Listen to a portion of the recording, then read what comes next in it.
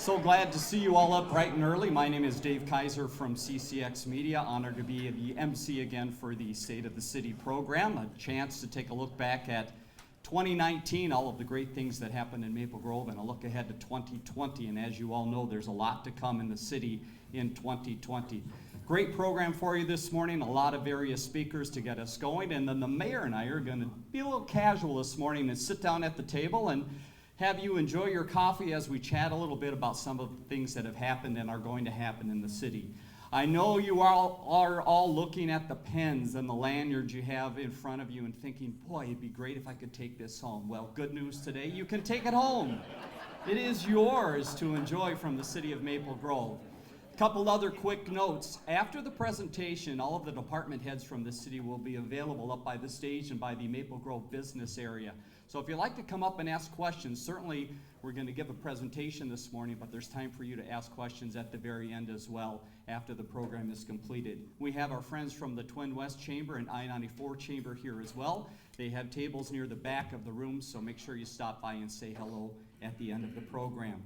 So to get us rolling, I would like to introduce the mayor, Mark Steffenson. He's going to welcome us all today. Mayor Steffensen.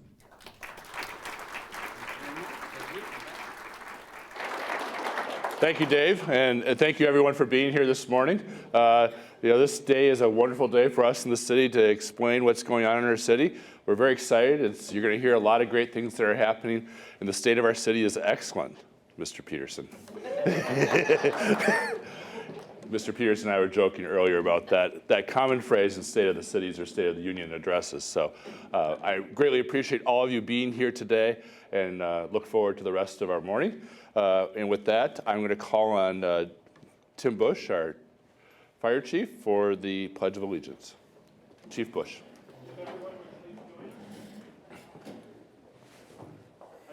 Allegiance to the flag of the United States of America and to the republic for which it stands, one nation, under God, indivisible, with liberty and justice for all.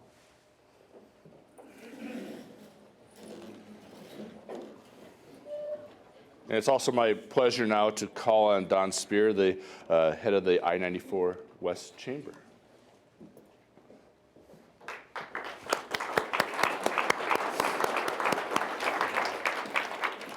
Thank you for that. That was actually really nice. I didn't expect that. My name is Dawn Spear. I'm the president of the I-94 West Chamber of Commerce. Thank you for having us here today. It's been my pleasure over the last year to get to know some of the staff with the city of Maple Grove, and there is so much that happens behind the scenes that I think as citizens and even business owners you forget the work that these folks do. So I just have to say, you guys are awesome, and I don't even know what else to say. But it's what makes Maple Grove so great. For residents, for businesses, the I-94 West Chamber is committed to enhancing this region, encouraging collaboration with other cities, celebrating its own continued growth. So it's our goal to see the health and wellness of this area continue to develop and grow. And we thank the city of Maple Grove for supporting our mission and being a supportive advocate for their community with our chamber. So thank you. Thank you.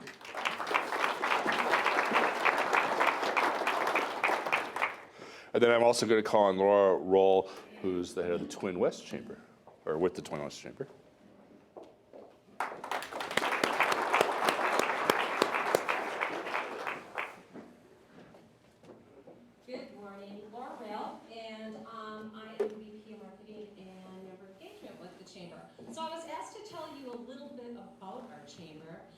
We're very fortunate. We are a huge regional chamber that runs across the west side. We have 11 cities: Maple Grove, Brooklyn Park, Brooklyn Center, New Hope, Crystal, Medicine Lake, Plymouth, Golden Valley, Hopkins, St. Louis Park, and Minnetonka. So we're very fortunate that Maple Grove is also within our footprint. And we have 650 members. And the interesting thing is our chamber has 4 cornerstones of work. You'll hear about one of the cornerstones a little bit from Shannon, and that's our talent and workforce. But we also have 3 others that are very important for our members. One of them is our advocacy edge, and that the voice for our small businesses and all businesses. And so what we have is legislative breakfasts and councils, a lot of activity. There's the business day at the Capitol just recently. They're going to be going out to Washington, D.C. So that corridor covers a lot of the public policy. We also have what is our Center of Business Excellence. So we give our members quite a variety of activities to do when they're with us. We have lots of groups, executive sounding boards for our CEOs and director levels. We have result drivers, which actually is lead generation for our groups, ambassadors. We are working on a very big young professional group because we believe the young professionals are our future, and so we're working on hopefully an engaging program for them. 6 big events, signature events. We have galas and golf classic that's coming up. We also have a lot of networking, anywhere from women's and men's lunches to cruises on Lake Minnetonka to competition with lawn bowling. So it's an exciting time. Our 4th corridor, or our cornerstone, is our economic community area. And this is where we champion with all our cities. So that's why we're very excited to be here, because this is an example of us within our economic and community area.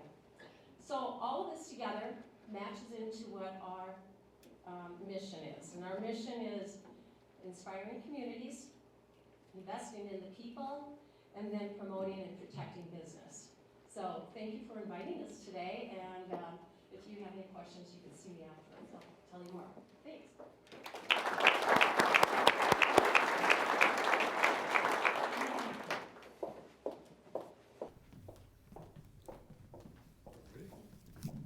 Mayor, I think we're ready. Go ahead and get your seat over there. Did you have your cup of coffee already this morning? I had my orange juice. Orange juice is good. All right, he's in with the orange juice. So let's move to this side of the room and we're going to chat a little bit. We've got 17 pages of notes to cover in 25 minutes. What do you think the chances are?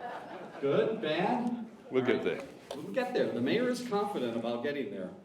We have 4 main areas that we're going to cover within the city, and I think you'll all know some of these areas very well and expecting to hear about them. We're going to talk about population in Maple Grove. What are some of the changes that are happening? What are some of the things that the city is planning for? Recreation and community assets. This building is a topic of conversation we'll mention in a few minutes. Industry and job growth. Obviously, our friends from the chamber mentioned that a little bit, Mayor, and that's something very important to the city. And the last is retail and restaurants, of course. We must keep you eating here in the city of Maple Grove, so we'll talk a little bit about that. So, Mayor, let's begin with some numbers, a little bit about population. Maple Grove continues to grow and develop. What can you tell us about the population in the city and the future of residential growth? Sure. So what you should all know is that we're a city now of about 70,000 people. We're approximately 85% developed. The development in the future is going to mainly be located in the northwest quadrant of our city. We obviously still have some development to do in the southwest part of the city and in the downtown Maple Grove gravel mining area as well. But essentially, that's going to take us probably about 20 more years to complete, and then we'll be done. And that final number in 20 years are projecting to be about 90,000 for the population. Let's talk about residential growth then. What are some of the trends for residential growth in the next 20 years, and what are some of the areas people should keep an eye on? So I think that what we're seeing for residential growth is we're sort of seeing that we're going to have a lot of residential growth out in the northwest community, north of 610. West of I-94. There's going to be an area that's coming in and that's in the south part of the city that's along Elm Road that historically has been looked at for development as well. And then, I think we're going to see really a focus on continued growth, really both in the single-family home, but also some apartments and seniors as well. All right, so Mayor, with growth of homes comes families, comes to the city, and then comes kids that need to go to school, and obviously you do work with the school districts. Tell us a little bit about that partnership. What type of planning is happening for schools in the city of Maple Grove? So historically, we try to work very hand in hand with the school districts that are here, both Wayzata and the Osseo system, so that they know sort of where development's coming and what they can expect so that they can plan ahead themselves. And so with the Osseo school system, we've been playing with them. We really have worked with them on their sort of needs and their assessments for their school district. And one thing that they've identified is a need that they have out in the northwest part of the city. They have purchased land out there for a potential new elementary school. And I would expect that sometime in the next few years, you'll actually see them move forward with those plans. The city's planning a community park near that school property as well, which we do with a lot of our schools. So we work very hand in hand with them with joint powers agreements. So you see a lot of our sort of summer recreational activities occur at their school locations because of those agreements. Mayor, you can't see it, but there's beautiful slides going on behind you of some of the things the mayor is talking about. So as we go through the process here, you're going to see some of the exact locations that the mayor is talking about. All right, we covered the young end of the spectrum. How about the other end, some of the older adults in town? Obviously, an increase in number of older adults in the city of Maple Grove. Do you have an idea on numbers and what some of the planning you're doing for older adults? Well, I think that one of the things that we have really taken a lot of strides on, we know that this vibrant senior community exists in Maple Grove. We have really worked together with becoming an age-friendly Maple Grove community. It's a sort of a status that we've attained. We've worked with that initiative in a very deliberative way to make sure that we're addressing those needs for our seniors. And I think that process has worked very well. In 2019, we have approved over 200 new senior housing units. We expect that number is going to continue to grow. Obviously, it's a very growing community, but I think the seniors have found that those type of senior living facilities really help them adjust to their needs. I think that they get to live in a community where they see a lot of friends. They don't necessarily have to go out in the wintertime. It really accommodates a lot of their needs. And so we expect that'll continue to grow over the next few years, and we'll be seeing more senior housing units come in. And again, great affordable housing the city has put together, including the city-owned areas of Woodland Mounds and the Common Bond Project across from the library. So very forward-thinking in the city of Maple Grove. So that's area number one, talking a little bit about population in the city and what is expected and how the city's responding. Let's go to some fun stuff behind us here. Let's talk about recreation community assets. Obviously, a lot of change is happening here. People are looking to recreate in different ways. How is the city staying ahead of the curve with offering different recreational opportunities? Well, we've really developed a really great plan through our Parks Board. We have over 1,400 acres of parkland and trail land, which is an incredible amount, and that does not include the Elm Creek Park Reserve. We have a lot of different recreational activities in our cities, a lot of which we sometimes forget about. We have the lakes, we have the trails, and then we have all the various sporting activities. We've developed over the last few years the Town Green, the Sports Dome, the Central Park, and now the new Fernbrook Fields. So we've really worked together to try and create these options for people to be involved in. You mentioned Fernbrook Fields. Let's talk a little bit more about that great facility, a great accomplishment in 2019. Why was that important, and what was the partnership that helped put that together? I know we talked about that many times in the mayor's minutes. Well, I think that the development was very important for our sports community here in town. Our athletic associations have been commenting about the fact that they needed this type of facility. For those of you that don't know, it's a 4-turf facility. It's right next to the Maple Grove Senior High football field. It's a beautiful facility that we built in conjunction with the Osseo school system so that their students can use it. They also use the parking lot for their parking so that they have additional parking for their students. We've worked together with 3 of our local organizations, the Maple Grove Football Association, the Maple Brook Soccer Association, and the Maple Grove Lacrosse Association. They all have financial commitments into building those fields. And, it's a great facility. One of the things that we really are excited about is the fact that this is a facility that was built in a special way, that we use special types of filling for the turf. And so in the middle of the summer when it's 90 degrees, 85 degrees, the field will be 85 or 90 degrees instead of 110 or 120 like most football turf fields become. So it's a great facility so that it's usable throughout the spring and summer. And if if your child has a game that's planned, especially in the springtime here in Minnesota, it's going to happen now. So many of those games, so many of those tournaments got canceled because of spring weather and rain, and the fields were unusable.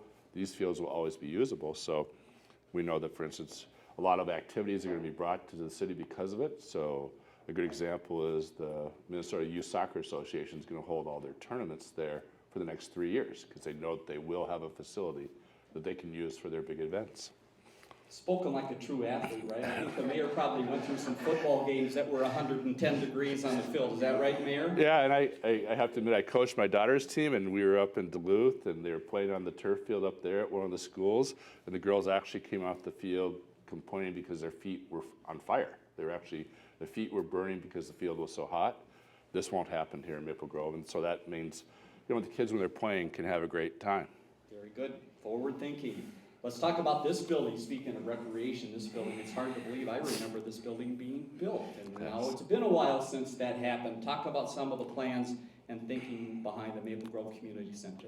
Sure. So this building was opened in 1997, so that's 20 years ago. And at that time, a lot of things have changed out here. When this building was built, none of the stuff to the south was there. This was all gravel mine still. So obviously there's been an incredible amount of changes that have happened in our community. Main Street has come, the trails have come, City Hall has come here. And so it's really time for us to reassess our needs and what our continuing needs are here at the community center.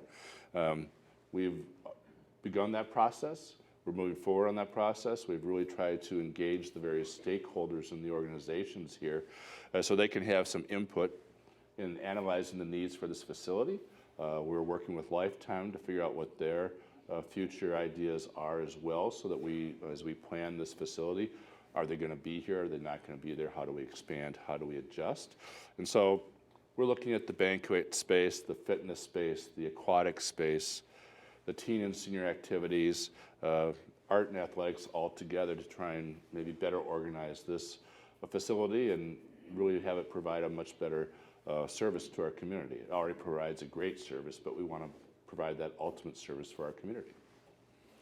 So input still needed. Stay in touch with the city's website to find out more about that as it progresses along. So that's area number 2. Mayor, we're doing pretty well here on time. I think we're going to get people back to work. All right. Let's talk industry and job growth. Obviously some changes in the city of Maple Grove. People have looked at it and being more of a retail and residential type of development, and certainly in industry and job growth, a lot of retail growth in the past. There's been a shift. Why has there been a shift? How is that important for the city of Maple Grove? I think that there's been a shift because we as a city and as a city council have really realized we want to try and bring high-paying, high-quality jobs to our community. And we as a council have really focused on how do we do that? How do we work with businesses that can expand here in Maple Grove or that can actually come here to Maple Grove from elsewhere? It's really a high priority for our city council because we know that if we can bring those high-quality jobs here, the quality of life will also be better for our citizens. And so this also helps for the daytime for our businesses, our retail community. If you have these new jobs right in the downtown Maple Grove area or up by the hospital or in other parts of the city, our retailers are going to be doing better as well because people will stop and shop at those stores that wouldn't otherwise be there. Mayor, let's dive a little deeper into one specific area. People have probably heard about the medical technical industry and how it's important to this city of Maple Grove. Tell us a little bit about the expansion in that area. You smile, you're very excited about this. This is an area that is incredibly exciting for me. We are part of Medical Alley. Maple Grove is probably one of the 3 areas in the world where medical technical has really come together, us in Boston and someplace overseas. But I really think that when you look at what we are doing in Maple Grove here when it comes to medical related jobs and the technology related businesses that are here, it's incredible. Last summer we welcomed the renovations to Teleflex and to Vascular Solutions. They have an incredible facility right here in Maple Grove where the good example they gave is that when they opened the facility, they had 2 doctors from South Korea who had come here with literally an idea they had for a new device on a napkin. They came with a little napkin. And 2 days later, they left that facility with a prototype to bring back to South Korea for a new type of design. Incredible advancements in our medical technology. We're working with Boston Scientific on their expansion right now. They're looking to expand. You see the cranes over there all the time. They already have over 4,000 jobs here. We're hopeful that with their new expansions that they are talking about, that will bring 6,000 jobs to our city. Upshur Smith is undergoing expansions. They're doing a 300,000 square foot expansion. I think it was very exciting for us. They're bringing additional jobs here to the city.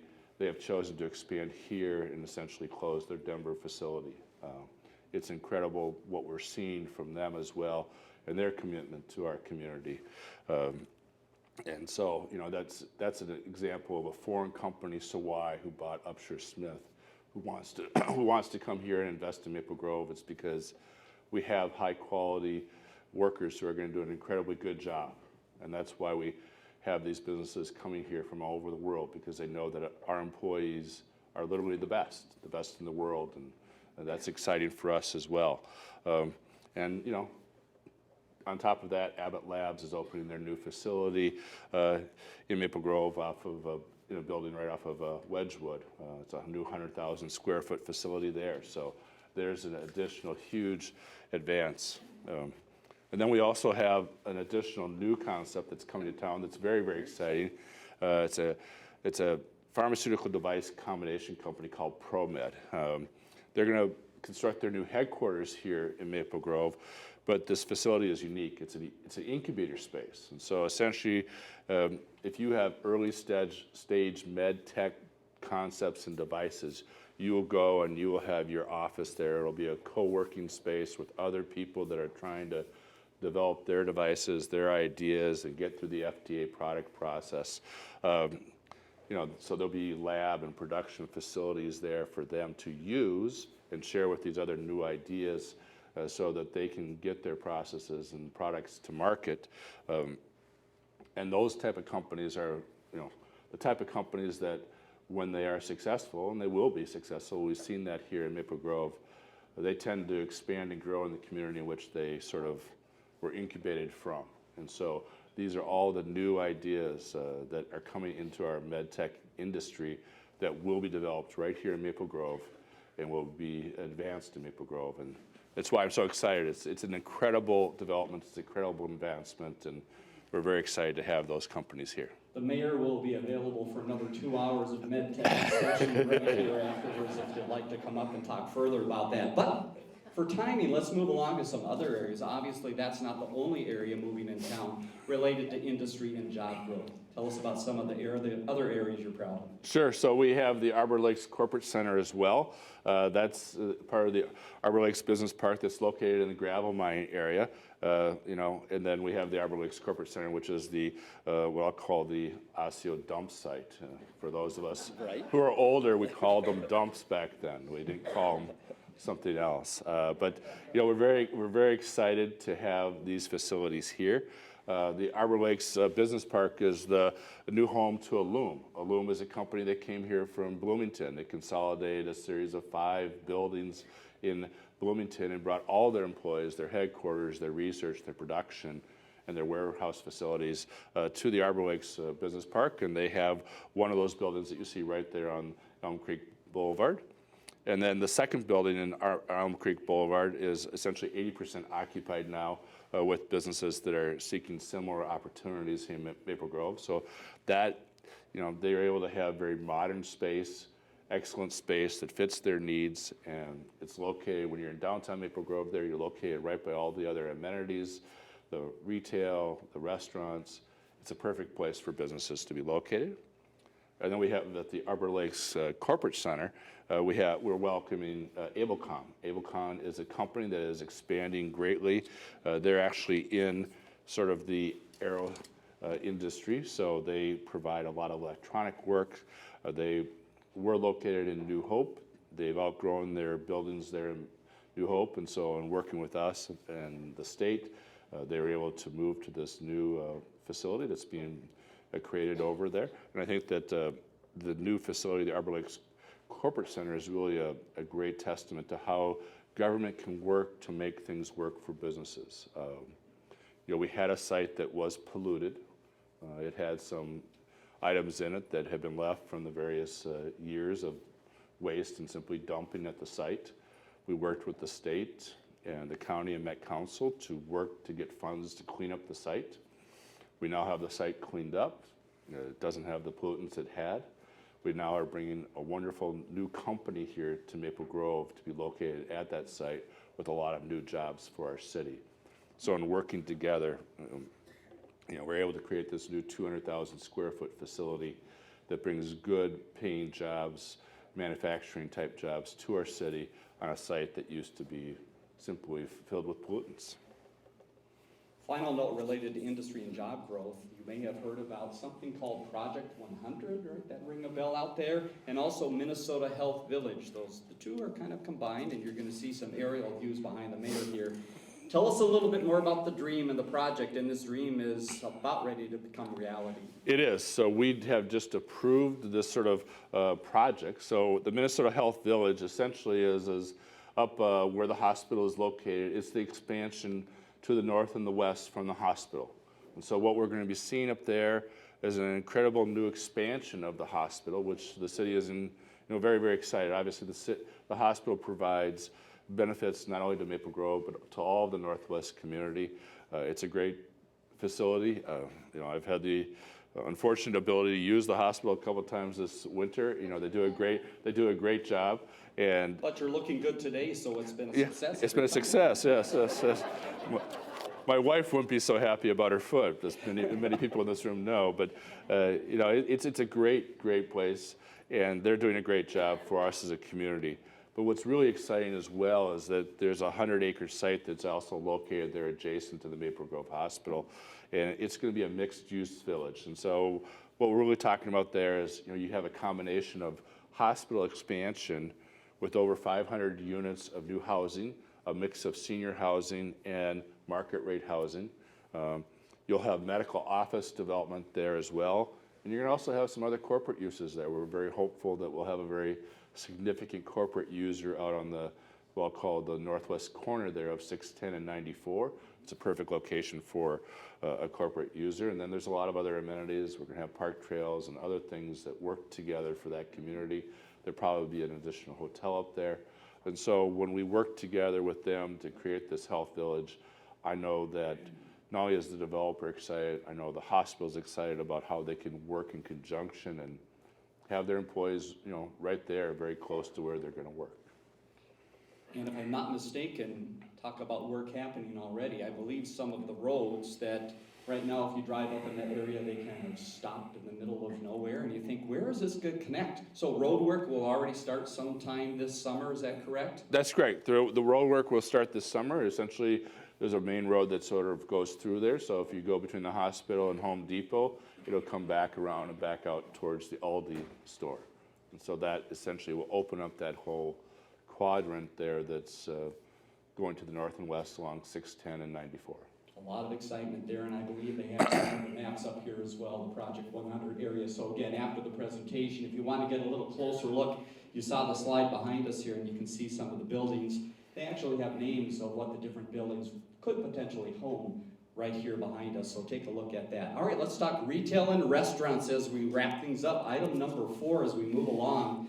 Obviously, people talking about the trends in retail. Maple Grove is home to the second highest concentration of retail area in the metro.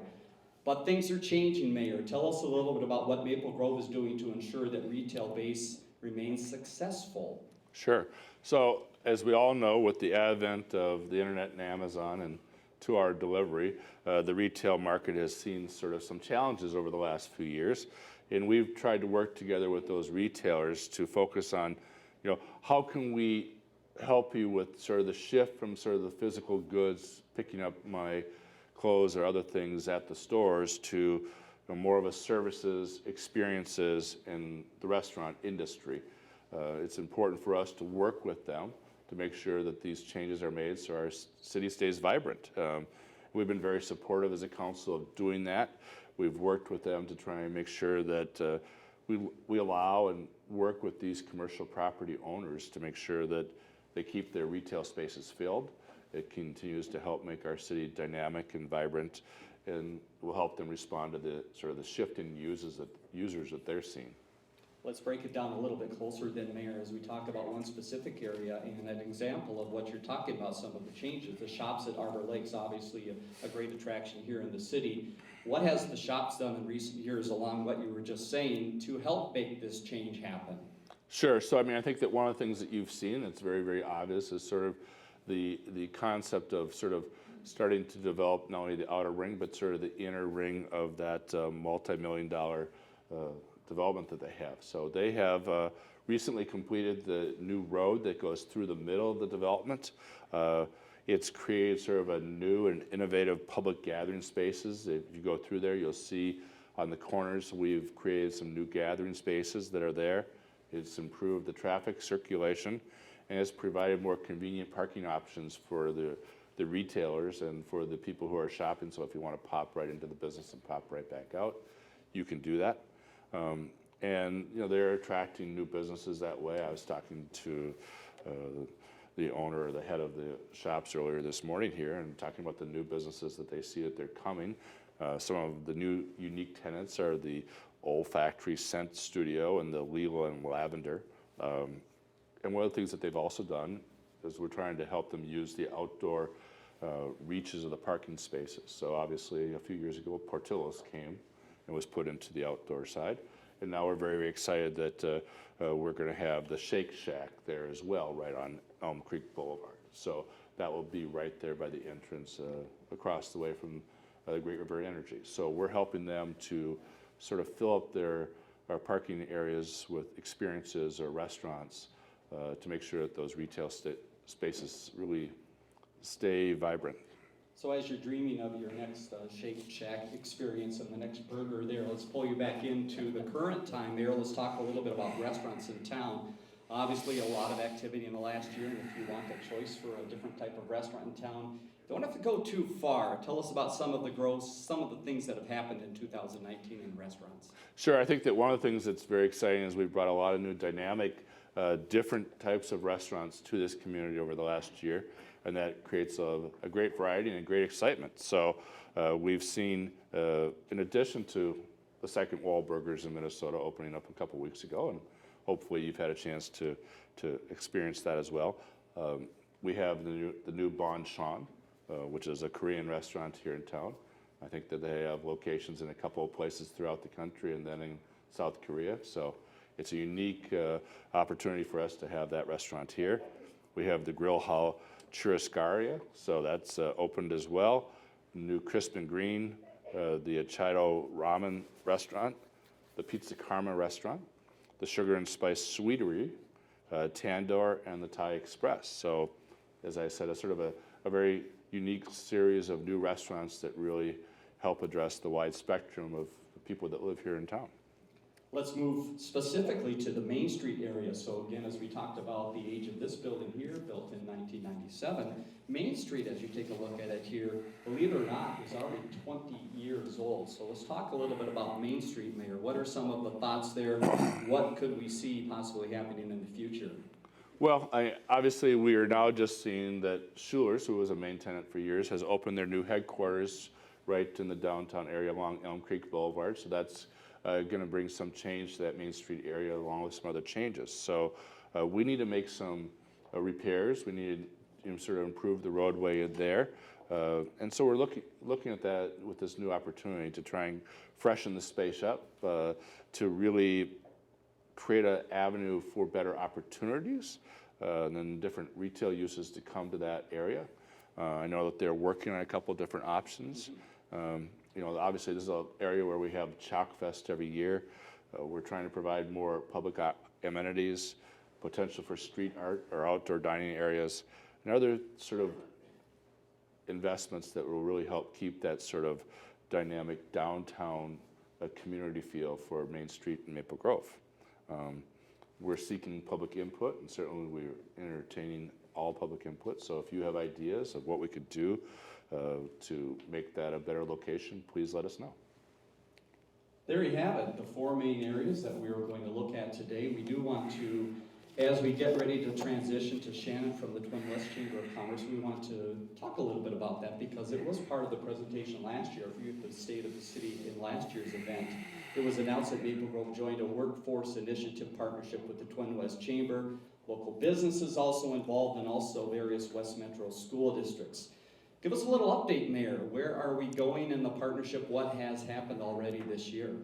So what's happened this year is we're working this program really calling Elevate Futures.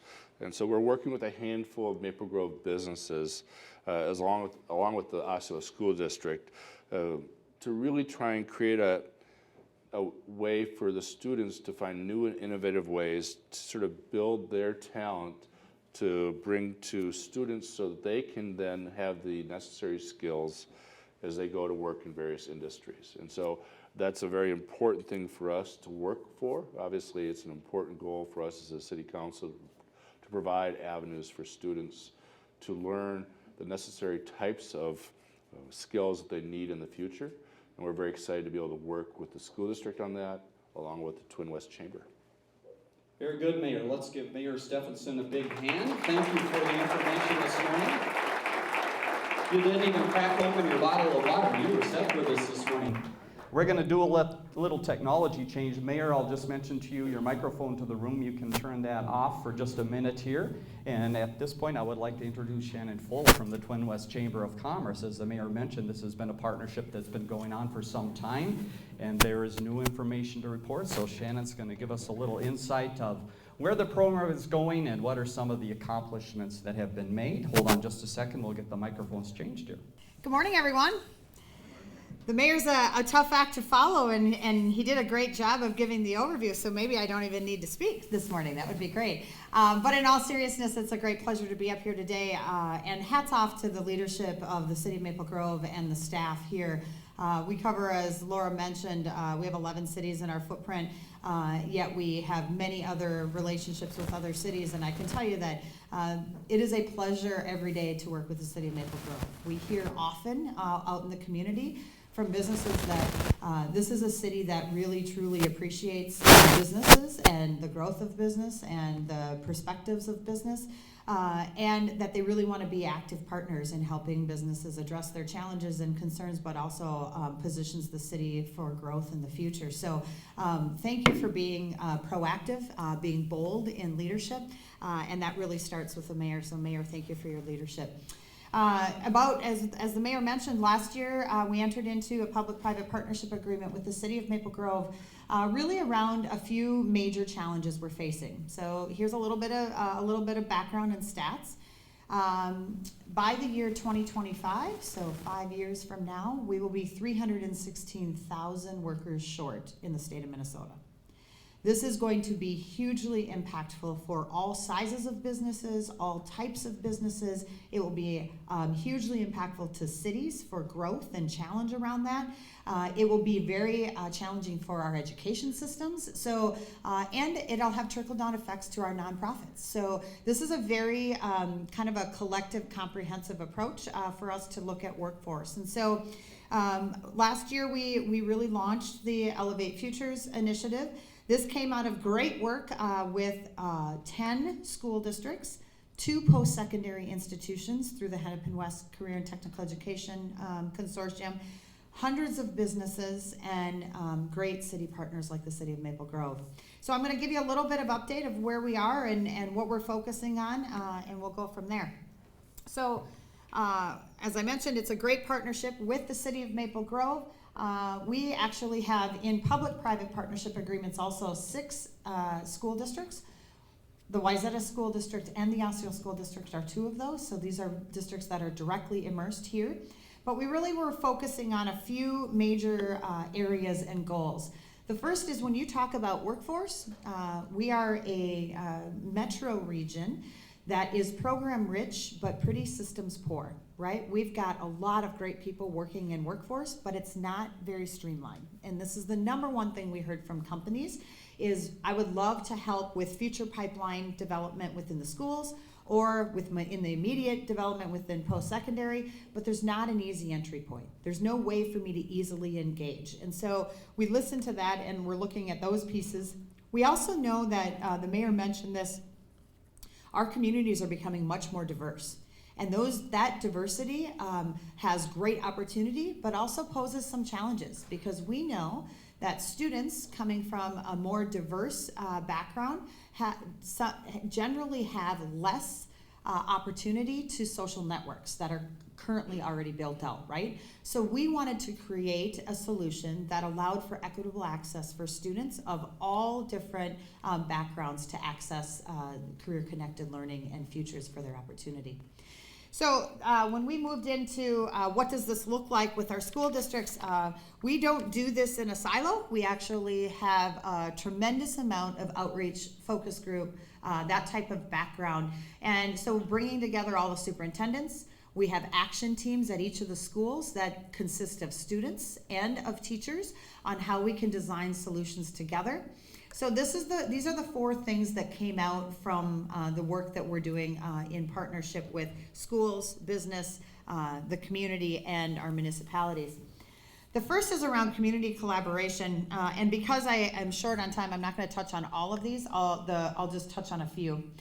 The community collaboration piece, this is trying to make sure that we have an annual event that's collecting data and creating solutions for some of our greatest challenges. So this just happened. We had an event 3 weeks ago, and we had 200 people in the room, students, parents, teachers, business leaders, elected officials, in small tables, and we did a human-centered design process whereby we went for 2 hours through a very significant process around identifying some of the greatest challenges facing mainly career and technical education. You're hearing this a lot in the buzz out there around the need for a higher elevation of 2-year degree opportunities, right? So how we can approach that. So we used that lens and came up with, together, collectively, 34 solutions for some of the greatest challenges we're facing. Those 34 solutions now have been presented to the Career and Technical Education Consortium, which is those 10 school districts and 2 post-secondary. It's been presented, or will be presented to the Chamber Board, and we will also share that with all of our partners to address that. The second component that we were hearing a lot about from our companies were if we do get in with schools, then we're bombarded with lots of different opportunities, and it's hard for us to navigate this. One of those is the regional advisory boards. Every school, because of Perkins funding, federal funding, every school has to have advisory boards. They need to have businesses that are helping to shape curriculum. Well, we took the approach of how about if we regionalize that, allow all of our school districts access to these businesses, but we give one entry point for businesses. So we've regionalized that advisory board in 5 different career clusters. So engineering and manufacturing, IT, financial services, retail. Those are the types of areas that we're focusing on. And that's allowed us to not only streamline, but to increase the amount of businesses at the table. We know it's really imperative that business leaders, community leaders, those of you that have been in the business world, help to shape the curriculum and influence the decisions made by teachers and by students. Our third approach has really been around teacher externship. This is a program that I absolutely love. It's one that we have heard a lot from our teachers. This is an actual 1-week program in which we take teachers and we immerse them directly into businesses for an entire week. So they're immersed into companies, they learn from these company leaders, and then at the end of the week, they present back to the business leaders what they learned and how that's going to shape the way they deliver curriculum in the future. This is hugely impactful as it relates to the in-classroom experience that students are getting. But the final piece the one that I'm going to focus the most on is really the technology platform that we've designed. Now, most would say technology is great. I would say that technology is absolutely essential for us to scale the work that we are doing. So I'm going to give you a little video first, and then I'll give you a little more insight about it after the video.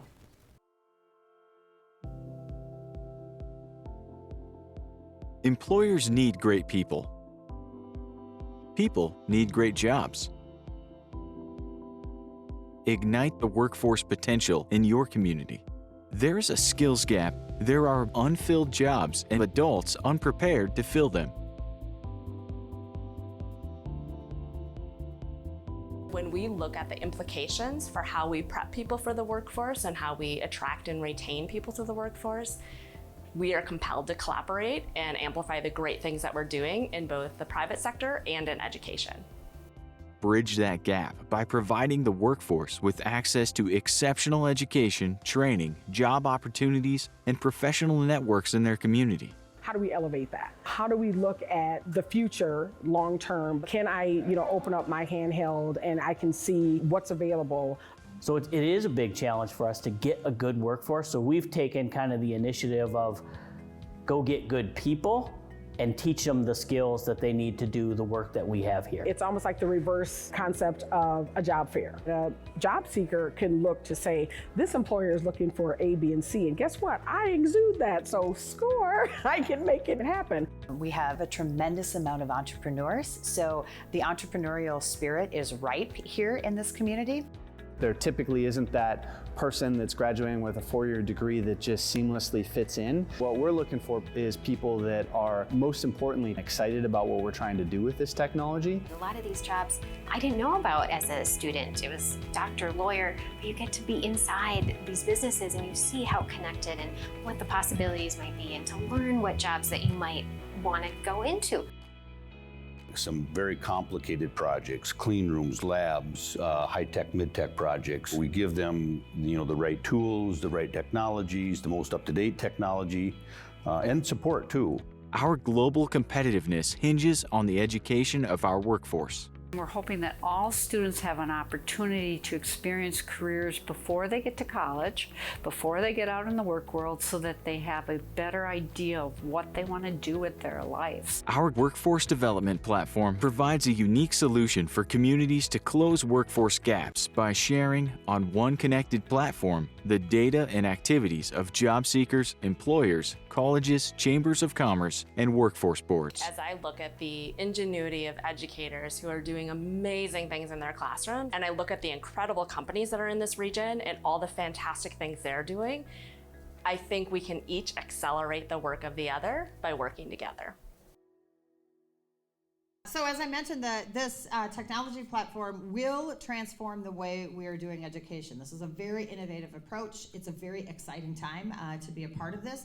And every single one of you here in the room today has an opportunity to help us shape this. And so a couple things about it. As I said, the technology platform is not the solution, right? This is the catalyst that's allowing us to scale the work that we're doing, to have greater impact, to give more students career-connected learning opportunities, to give more educators immersive professional development experiences, and to further drive visibility to our companies, our local companies, about the opportunities for the high demand careers that we have here in our region. So business and industry leaders work together. We very much are looking at not just how do we populate the technology platform, but what does that platform give us? So a couple things that happens. Companies now at no cost, so if you are a company out there, I would implore you, and I would even say an organization. The city is one of these. I know we were speaking here to the police chief about the fact that we have a fabulous video, so just in case you want to check that out, we've got that for recruitment of officers, right? And so all of these pieces can be, companies can come onto the platform at no cost. Again, there are different levels that if you want to post jobs, if you want to post opportunities, then there's a subscription fee. But you can have company videos uploaded, your company profile. What we're also seeing is that companies are using this as an employee engagement opportunity. So lots of companies want their employees out volunteering in the community. This is a great way for them to do this with a skill-based background. So I can be out there speaking in the classrooms at school, so this streamlines this. So you create your profile, you say where your expertise is, your job title, your company, and then educators, all of the teachers are able to search based upon all of those different factors. They could say, we want somebody specifically from Boston Scientific. Up would come all of the employees that would speak from Boston Scientific, from medical device, from the city of Maple Grove, all of those different factors, project management, whatever that might be. In addition to that, some of the other features that are there from the company standpoint is visibility, engagement. From the teacher standpoint, obviously this is a true resource for teachers. Our teachers are extremely overtaxed, burdened. They're busy. They're really trying to give the best curriculum. We're trying to be their resource to help them really elevate the amount of business exposure they have in the classrooms. The third component around the students and parents, this is the part that's the most exciting. Students are able to go in with their own login credentials, and they can start there's an assessment piece that happens that can assess their skill sets. It then starts to align their skill sets with pathways. They could also select different pathways, or if they know specifically, I want to go into manufacturing, I can jump right into that. There's a couple things that our students are able to access now that I wish I would have had. Right now we have over 1,000 different video career cards. So these are people in positions talking about their journey. How did I get there? What do I expect? What is the demand for this job in our local labor marketplace? What are the local schools that have programming or curriculum that I could attend? And so from there, it's a very interactive piece. Students identify which career video cards they like, and it automatically links them to other pathways in other areas.